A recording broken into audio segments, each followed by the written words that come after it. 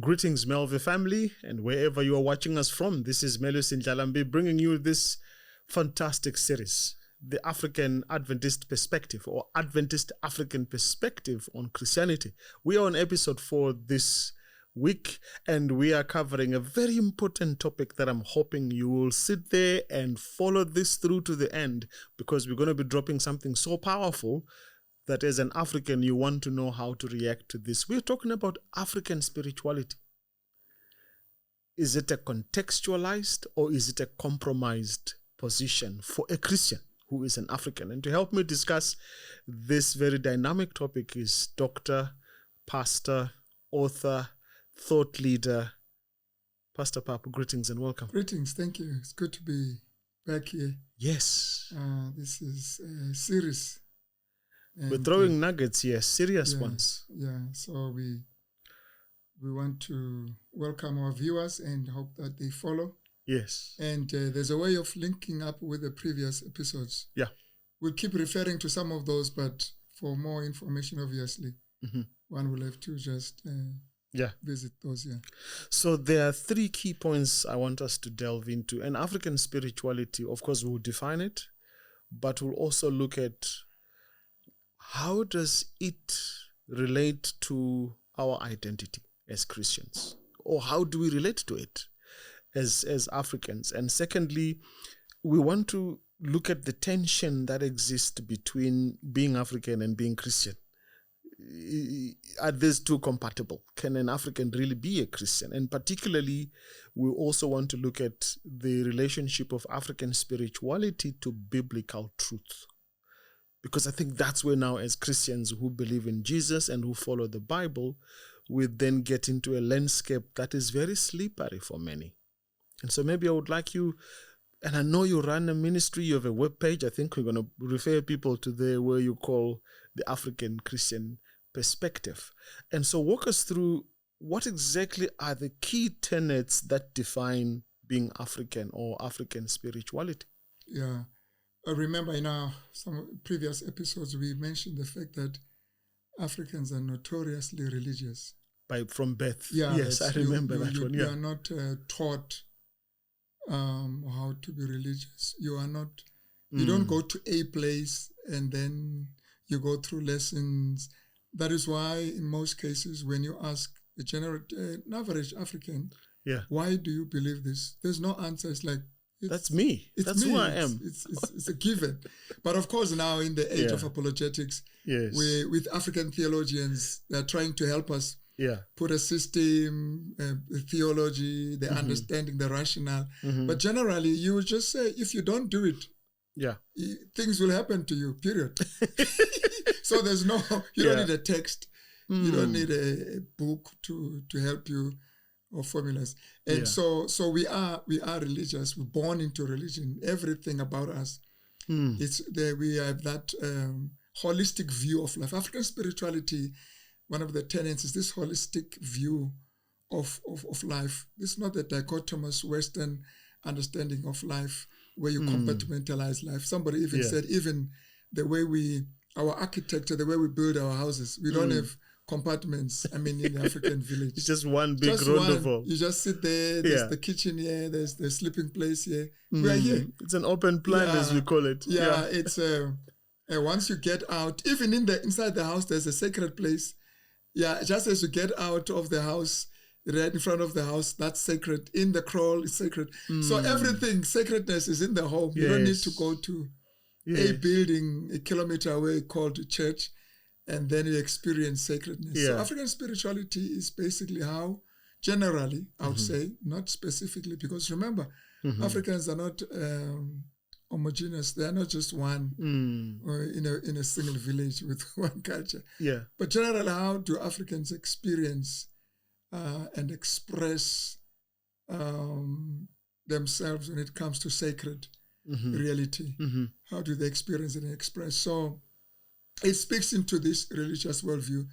Their rituals, their beliefs, their practices, their things that cosmology, how we view life in general. So the African spirituality, but I think I've mentioned the fact that it's generally saying, in other words, there's what we would call Yoruba spirituality in Nigeria. Yes. Akan spirituality in the Ghana. Yeah. The Akan tribe in Ghana.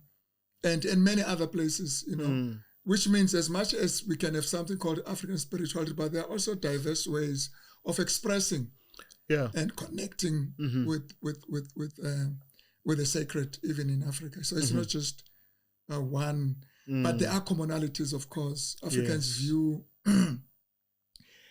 there's a supreme deity in almost all, commonly in African spirituality. There's a belief in the supreme deity. Then it differs. Then there's divinities. Then there's ancestors. Then there's nature and all of that. We'll probably look into that. So there's diversity, but also commonality within Africa when it comes to African spirituality. So we believe you are not just a human being, flesh and bones. You are more than that, which is a biblical approach that says you have a spirit in you and you are a living soul. But the question then is, can I still believe in African spirituality and not deal with ancestors? It depends. We'll have to look at. Remember, African spirituality is also an umbrella view or concept of African traditional religions as well. I know some people will prefer African spirituality to African religions. And remember, and those two, are they the same? African traditional religion and African spirituality? To be honest with you, where I sit, I struggle to make a distinction. I know there are people who do that. This is how you do it. If you say African religion, we would say in my language, Nkolo Africa. But how do you say it, African spirituality, in your local language? We don't have terms for that.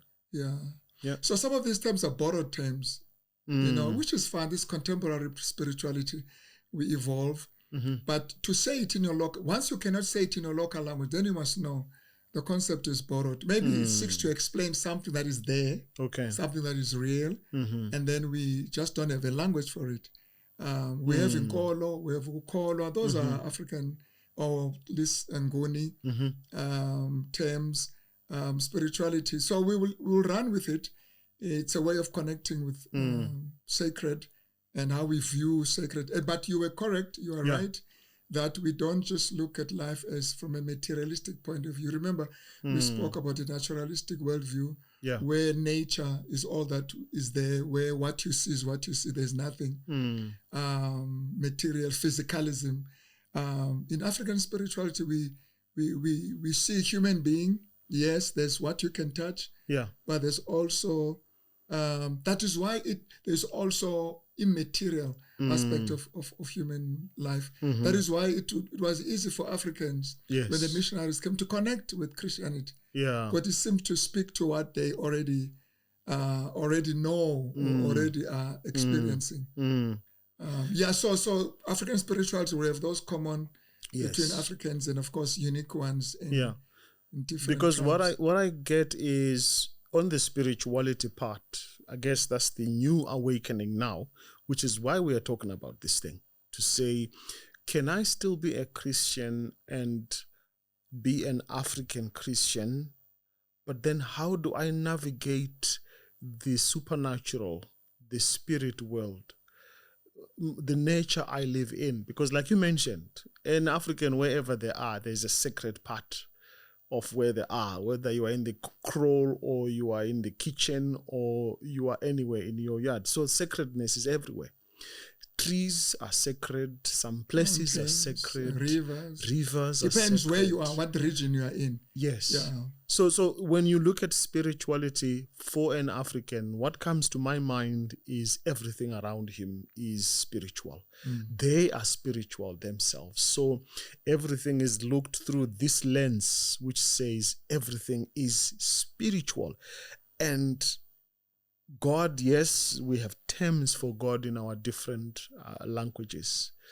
And so we know there's a supreme being. But I guess the question, and bringing it now to the discussion we're having on spirituality, is it contextualized faith or is it compromised faith? How does African spirituality link with the biblical truth that we believe as Christians? Yes, two things. One of the historical mistakes that was made by missionaries was to assume that Africans have no religion, they have no spirituality. True. It's what they call tabula rasa. It's like a clean slate. There's nothing. All we have to do is just introduce them to God, which was a mistake. Or maybe they are on the other side of the darkness. We must bring them to the light. Yeah, there is that part of civilization that they are the dark continent. They are animals. Yes. Their color also represent ignorance and whatever. Yeah. But chief, which was really detrimental to missionary exercise, which actually even today continues to be a problem, is to think that they don't have spirituality. Okay. To think that they're animals, put it that way. Yeah. Do you know that for the longest of time, missionaries would come later on, but the whites were not so much interested in converting Africans. There's a myth that when the whites came here, they wanted to convert us. No. They came from a Christian environment, some of them. Not all of them were Christians. But for almost 200 years with the whites in the tip of the Africa, continent, they're not even interested. They never even thought we could be converted. You see, we were unconvertible because we were like animals, you know. That is why it was easy for people practicing Christianity to condemn Africans to slavery because they have no soul. They're more closer to animals, you know. We spoke about this evolutionary anthropology. And so that was the mistake number one. But then the second mistake, when we realized that no, Africans do have gods, and we do realize not just they do have religion, they do worship, they do connect to spirituality. There is what we would call today African spirituality. And when we realized that, then we moved to the other extreme, where we said, well, we have what we have, and you can't impose that to us. This is ours. In other words, we said, you have yours, we have ours. Stay with yours, don't come to us. And the reason we did that African spirituality does not go around missionarizing. We don't have African missionaries going from one village to the other, teaching them about their religion. Because remember, even those who espouse that religion were not taught. So how do you go around teaching others? So the concept of crossing rivers and places and oceans to go and tell somebody about God itself was very foreign. You know, this whole instance of missionarizing. And now you're raising that issue. We are in this excitement of decolonization and things like that. Yeah. So people are saying, you know what? This whole thing, even this, so we talk about education, we talk about religion, we talk about especially culture. The religion part. We said, no, we need to go back to that's why things are like this and confused. We need to go back and do this. That's fine. And Christians are saying that. And he said, let's connect with our ancestors and our traditions. In responding, let's say what we said earlier on. Because this is not just an attack on African spirituality. That everyone, this is now what I'm saying from a Christian perspective, biblical perspective. Every person is created in the image of God. It doesn't matter where you find that person. Yes. Whether you find him under a tree in Jamaica or in Papua New Guinea or in an isolated island somewhere, created in the image of God. And remember now, we are saying it doesn't matter where you see human beings, they're coming from one God. Yeah. Paul says we are all created from one blood, one person. Yes. They all come from God. Now we know that people started dispersing and scattering, and then they had to deal with life, and then religions were formed, ways of approaching God. Were formed. So you find really certain regions have this way of belief, certain regions have. So what I'm trying to say, everyone is found by the gospel doing something. To connect with their God. Yeah. So what the gospel does, and I think we make mention of what the gospel does, it says, yes, as Paul says, you are religious. In other words, that's not a bad thing because you're created in the image of God. Yeah. You are a worshiping creature. Then it says, now we are here to introduce to you the God who created you. So you've got the Athens in Acts 17 and these myriads of gods and the unknown God. And Paul says, I'm going to introduce you to the unknown God. Yeah. You've got all these gods, Yeah. I'm introducing to the unknown God. So it's in a way that becomes the template for missionaries to introduce to them the unknown God. But you know what Paul says? Whom you worship unknowingly. All right. So you've got different and fascinating ways of worshiping this God, some of which he may not even approve of.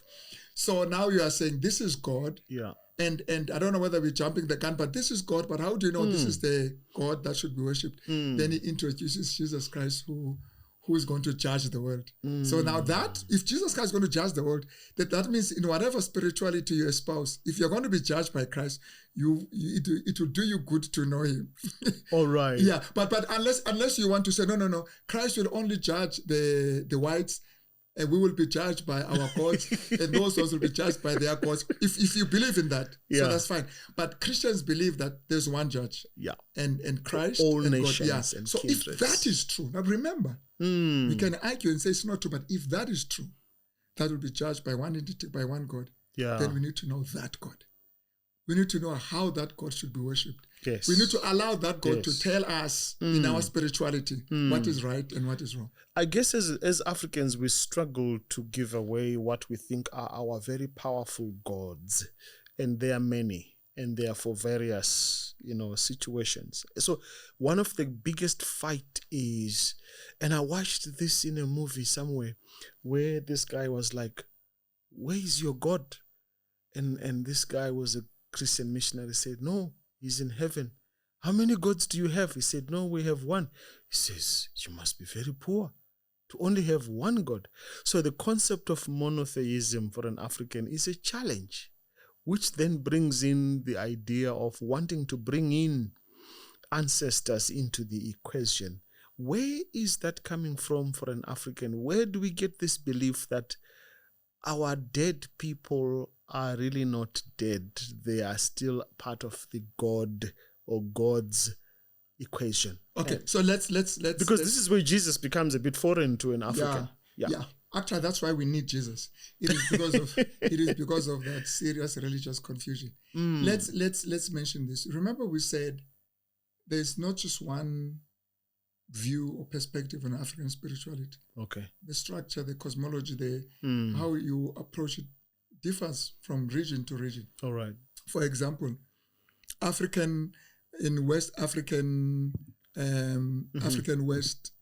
African areas like Ghana and Cote d'Ivoire, Nigeria. You'll find a different way of expressing this African spirituality. For example, you mentioned gods, so-called divinities, Orisha, and the system of Ifa, divination. So they believe in divinities. In other words, you've got the supreme God, and then just lower after him, beneath him, you've got gods, divinities. But remember, not all African spirituality espouses that structure. Okay. But in the West, you've got the supreme God, and then you've got divinities, gods. And in some of those tribes, have got serious, like thousands, called the pantheon. Yes. The pantheon. Yeah. We've got gods, but those gods are emanation of the one supreme God, and they worship the one supreme God through those gods. Okay. And then after those gods, then we have ancestors, which are the departed loved ones, benevolent spirit, if you please. And then if you come to East and Central Africa and going down to Southern Africa, you'll find that you don't have much of divinities in our spirituality, like gods, which can be mounted in mountains and rivers and trees. You have more ancestor centered, our African spirituality. The ancestors play a very big role. In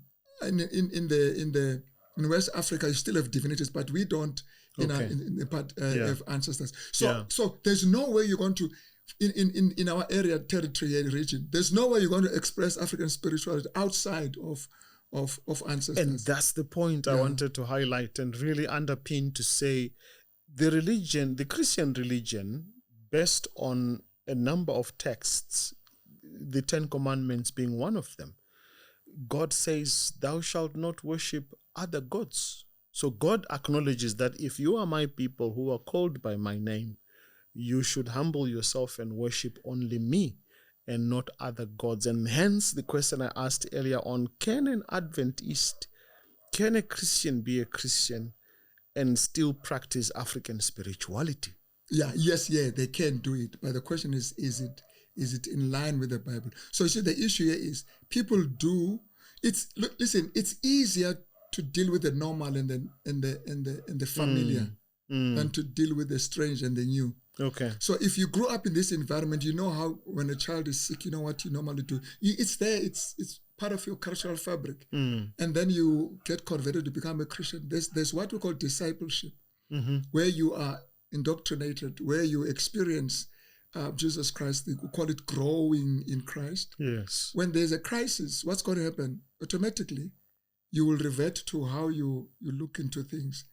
We spoke about that in syncretism. And so what we now see is it is easier, even naturally, to follow your own nature, your own sinful nature, than to follow this divine nature.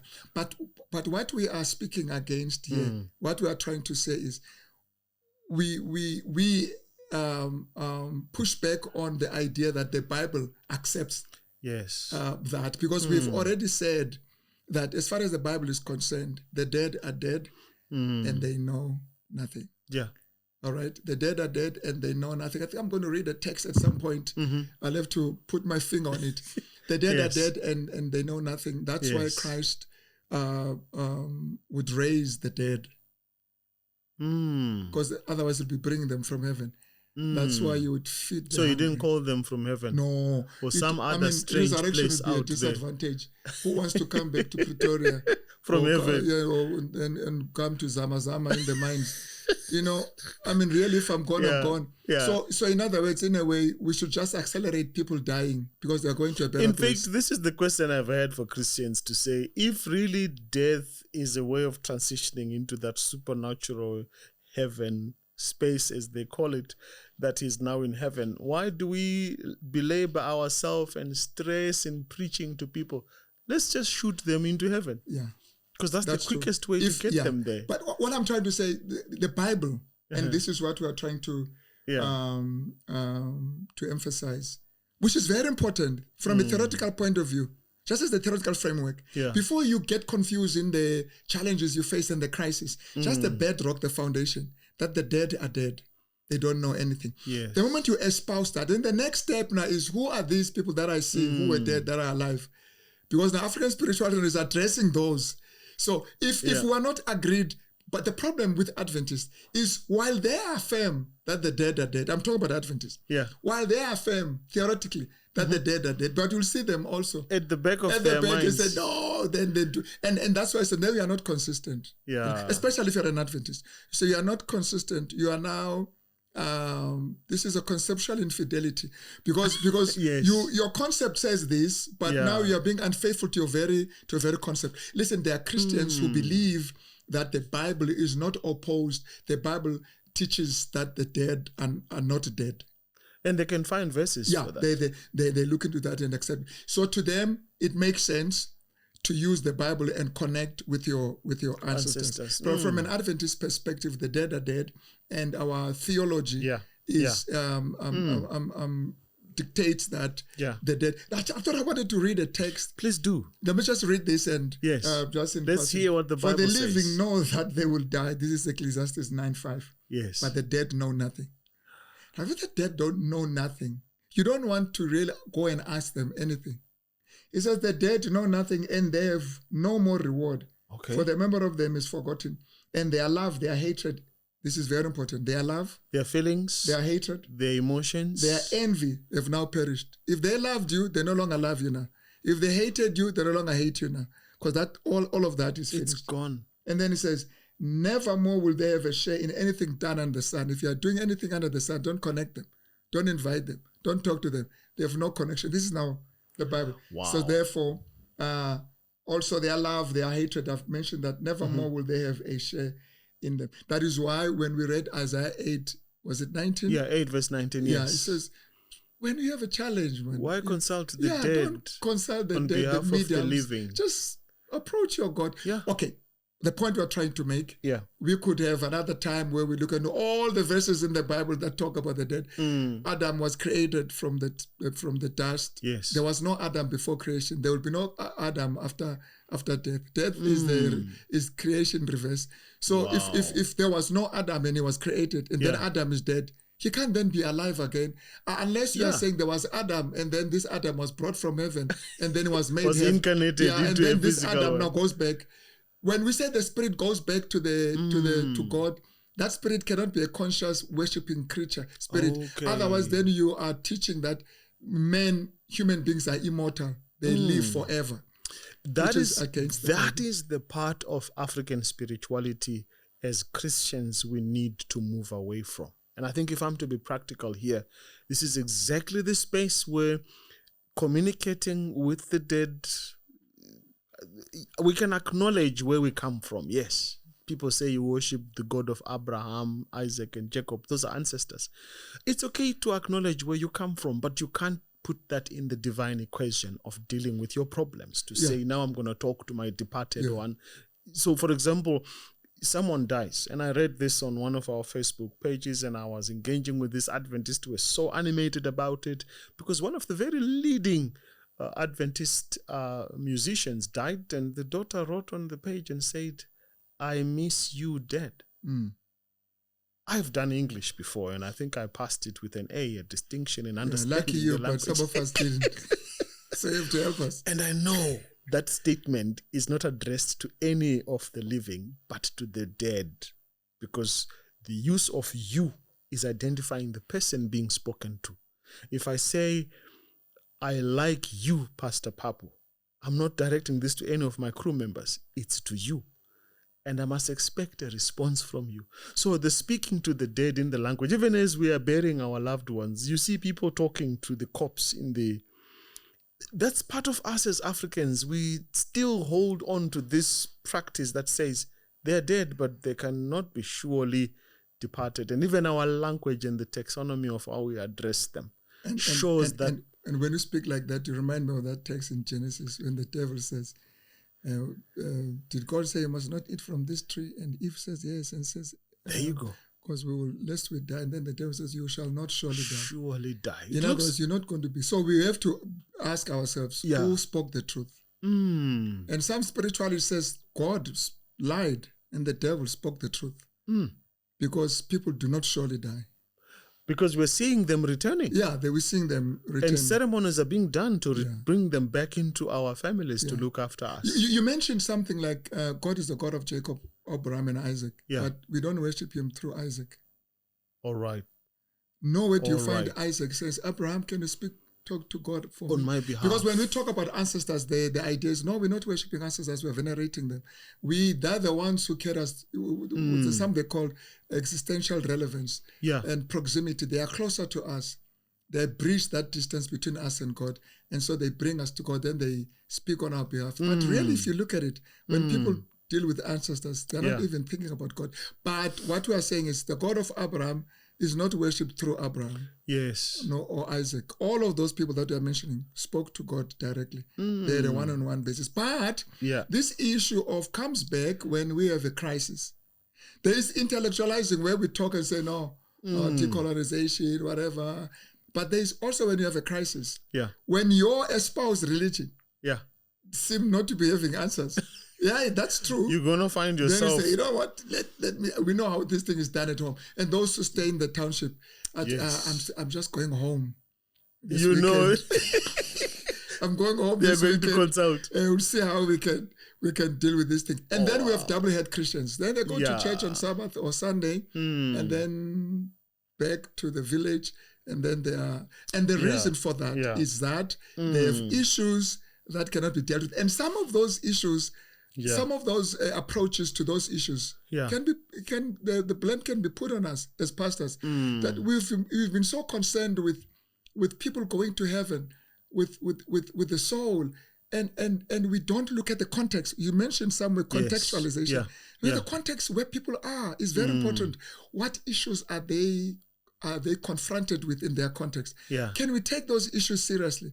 Listen, if God were to answer the African questions then the African will not have a problem connecting with God. With that God, but when God does not answer African questions, then which means God is a stranger to Africans. Then God becomes white. He doesn't know demons. He doesn't know what it means to be demon possessed. Yeah. So he's a white God. He's not interested. But let me just talk to my father, who's late and he knows my situation. But you see, the whole thing of God, and we'll talk about that later on. The whole thing of God is supposed to be a God who speaks my language, is a God who understands my situation, and it's a God who wants to deal with the issues I'm confronted with. I want us to talk about it now because I want us to wrap it with that idea of saying we come as Christians, Adventists in particular, with a mandate to preach the everlasting gospel. And the question is this gospel that we are preaching from that Bible not strange or foreign to an African? And if it is for an African, then the question is, how do we ensure that we don't compromise? This is the question I asked earlier on. Okay, are we not compromising the faith by fusing it with certain African spiritual practices that are contrary to the Bible? So I think what we're making clear now, and I would like you to really address this even more categorically so that we can claim our biblical spirituality. Because I believe there is biblical spirituality. I believe once I've understood that the dead know nothing, then I have no business addressing them in any of my family activities, or even when I miss them. I have no business saying I miss you, Mom, because I know she won't hear me. When in actual fact, what I'm saying is I miss my mom. So how do I become biblically synced, aligned, so that I practice what the Bible teaches? Because the book says in that's I think Acts chapter 17, verse 26 and 27, he marked out their appointed times and territories or histories. So how do we find God in our history, in our faith, in our religion, or even in our spirituality as Africans? What is it that we can connect with God as Africans and still remain relevant to our culture without having to bring our culture to make it another religion? We said earlier on, if you remember, and I'm sure those who follow us will remember, connect with that not everything in African spirituality is wrong. The Bible does not condemn everything. Even in our view of ancestors, there are certain things we do that are correct. I mean, when to respect the senior, you respect the adults, you respect life, you don't kill. The Bible has no problem with that. Sanctity of marriage. In other words, you don't go around falling pregnant before you get married. Or sleeping with other people's wives. No, that is not sanctioned in the Bible, nor in African spirituality for that matter. Of course, things may be different in contemporary spirituality. That is not. I mean, this fact of communal life, communalism, and community. I am because we are Ubuntu. That's beautiful. That's a biblical concept. Yes. And so the Bible embraces. The Bible actually says that's good. That's good. Work with that. But that one is not good. Remember, when we moved away from God as far back as we can, we carried with us things that were good, that showed that we're creating the image of God. But because we are so distant from God in terms of our walks, we pick up other issues that are foreign to God. And now that's what you are asking. Now, from two perspectives, you could have this thing we will call it from an intellectual point where we say, no, the Bible is not opposed to you. You are an African. So you first an African and then you deal with other things. Now, when you speak like that, you're looking at the Bible as a cultural textbook.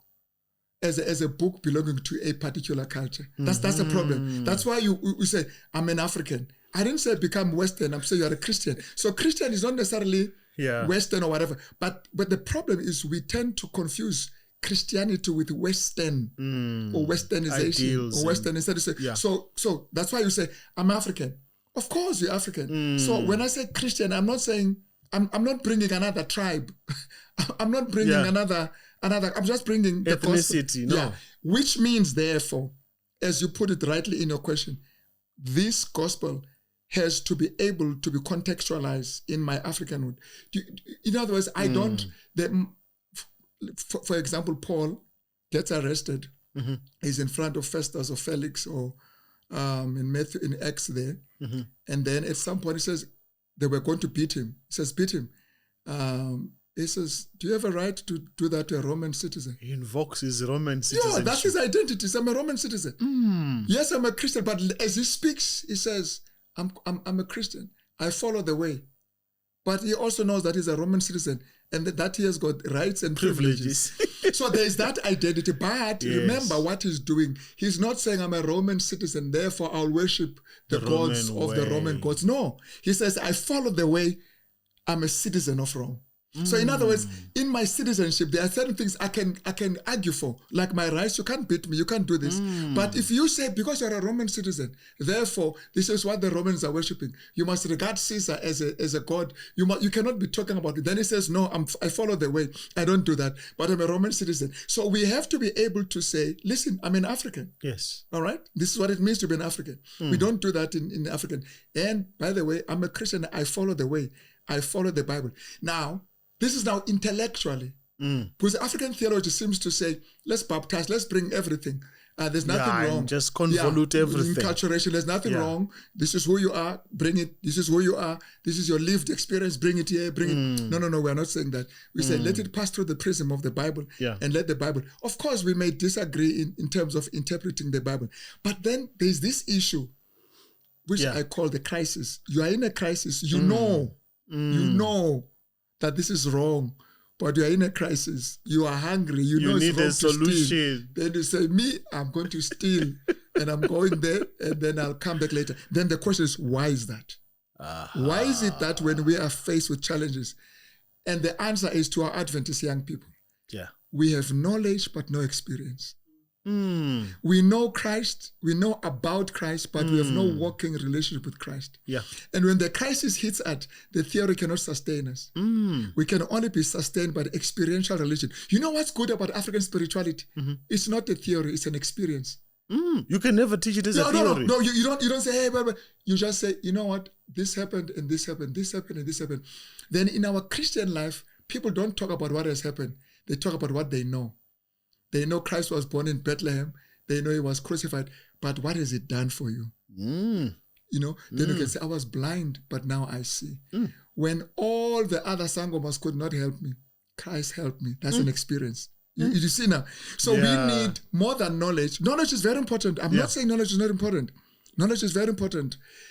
But if it has no power to transform, change your circumstances, to deal with those things, with your fears and those, you know, Africans, the environment in Africa is full of spirits. There's no empty space here. No, it's full. In the Western mind, there are gems, bacteria. But in the African mind, there are spirits, and most of those are malevolent. So you need benevolent spirits to protect you. Yes. In the Bible, there are spirits malevolent. And there are spirits benevolent. The angels are spirits. Yes. Benevolent spirits that have been sent by God to protect us. Are you with me? Yeah. Then the demons, the Bible says there was war in heaven. Yeah. And they left heaven, they were defeated. Cast out. A third of them, as we read Revelation 12. But demons are there. So demonology, the whole belief in the existence of demons is supported by the Bible, but the West doesn't. Okay. The Western culture doesn't. It talks about germs. Talks about. I'm not saying there are no bacteria. For an African, if you have an accident, the first thing is, what happened? They're not saying your tires were not right. They will say the reason they were not right is because the spirits wanted you to die and they made sure that you don't change your tires. So there's no cause. So when you talk about arrive alive, talk about arrive alive accidents. So check your car. I said, you can check your car, bro. But if those spirits are after you, even after you've checked your car, you're in trouble.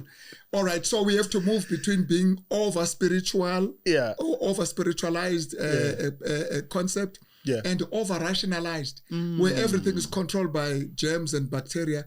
This side, everything is controlled by spirits. We have to understand there are germs, but we have to understand that there's also spirits that may use germs to kill us. And then we understand that we can choose who we want to follow, so that then we get the protection. Yeah. And so let's wrap this up. I guess the argument was, and still is African spirituality our way of contextualizing the gospel, or African spirituality is the way of compromising that gospel? Give me your closing remarks. It can be. Definitively for young people. Yeah, it can be compromising, if we have just mentioned, where you feel like, you know what, yes, I know this is true. I know the Bible teaches this, but I'm sorry. But it moves from that, from the experience, from that crisis, to a theology now, where you say there's nothing wrong with doing it. Okay. So that compromising is legitimate. It's no longer a weakness. Yeah. It becomes an institution. It becomes a way of thinking. It becomes a theology. It can be African theology or enculturationist theology. It becomes a particular theology. Yeah. But on the contextual part, that's why we have what we call African Christianity. It is supposed to be a contextualized way of believing and practicing, in other words, Christianity. Biblical Christianity, biblical spiritualism, and African spiritualism. You merge those two. But in the bringing of these two together, the Bible is the light that actually shows you what comes in, what comes out, and then you come with African spirituality. But in most of the African spirituality that we have, African Christianity, what we find is we just retained our African spirituality, we just put on board the Bible.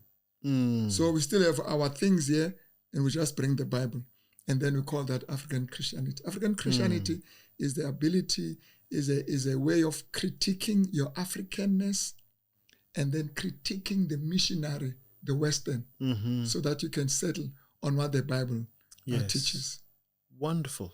In our next episode, we're going to be covering the concept of God in the African's worldview and what the Bible says. So thank you so much for those thoughts. And to our viewers and listeners out there, that's all we had for you today on African spirituality. Is it a compromise or is it a contextualized faith? Let us know what you think about this conversation. Please do comment below, get in touch with us, and let us know if you have any questions or if you want to expound on what we discussed. May the Lord bless you and keep you and guide you and protect you. And above all, may you discover Him for your own good. God bless you. Thank you.